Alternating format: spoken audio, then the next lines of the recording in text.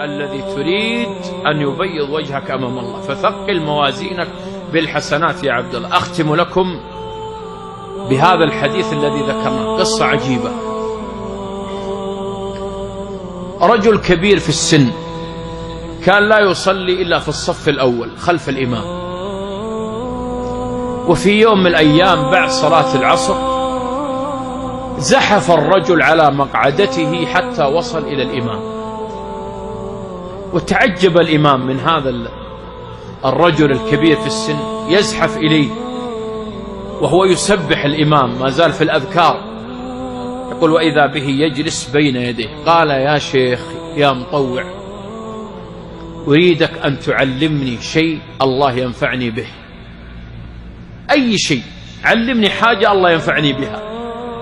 يقول الشيخ الداعي الإمام، يقول فاجأني وأنا أسبح ويزحف وجاء إلى عندي، يقول ماذا أقول له، ماذا أعلمه، يعني باغتني هكذا، ماذا أعلمه؟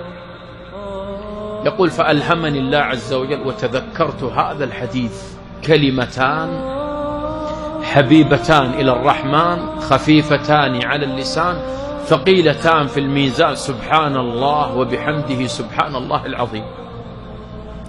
يقول تذكرت هذا الحديث من ضمن الدين كله، تذكرت هذا الحديث. يقول فقلت له يا عم، النبي عليه الصلاة والسلام يقول كلمتان حبيبتان إلى الرحمن خفيفتان على اللسان ثقيلتان في الميزان، سبحان الله وبحمده سبحان الله العظيم. قال يا ولدي عيدها ما حفظتها. يقول فأعدتها عليه. قال يا مطوع عيدها مرة ثانية. يقول فأعيدها عليه وأكررها عليه حتى قال يا ولدي حفظتها.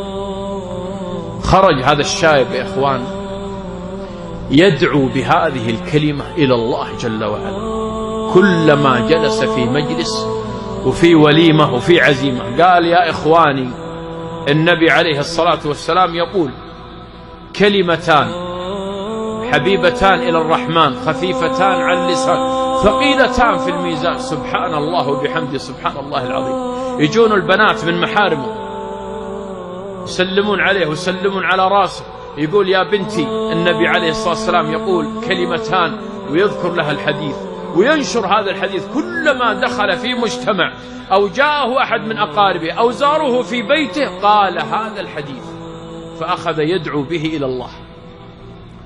مرض الشايب ودخل المستشفى وأصيب بجلطة وغاب عن وعيه، ومكث فترة من الزمن يعودونه أبناؤه وأقاربه وذويه يقفون عند رأسه، وفي يوم من الأيام وأبناؤه يتحلقون حوله، والطبيب يقف عند رأس هذا المريض فإذا بالرجل يفتح عينيه لأول مرة بعد فترة من الجلطة، فتح عينيه فنظر الأولاد إلى الأب استبشروا خير.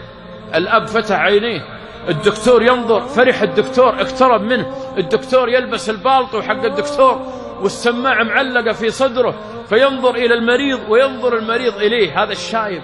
فعرف الدكتور، عرفوا من السماعة وعرفوا من البالطو، فقال له يا دكتور النبي عليه الصلاة والسلام يقول كلمتان حبيبتان إلى الرحمن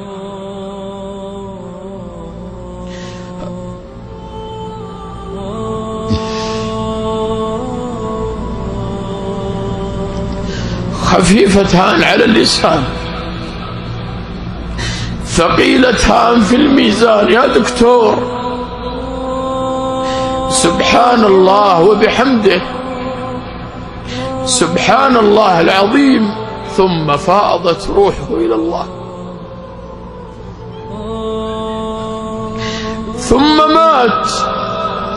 ثم مات على هذه الكلمات التي دعا بها إلى الله.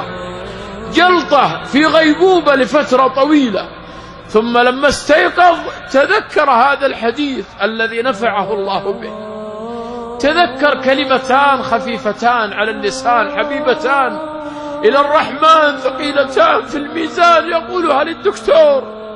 يا دكتور سبحان الله وبحمده سبحان الله العظيم.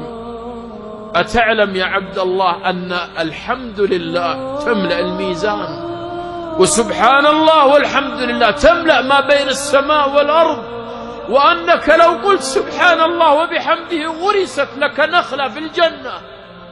فما أعظم الذكر، وما أعظم فضله، وما أعظم قوة وزنه في هذه الموازين التي ستنصب لي ولك يا عبد الله في يوم من الأيام. فماذا قدمنا في الموازين؟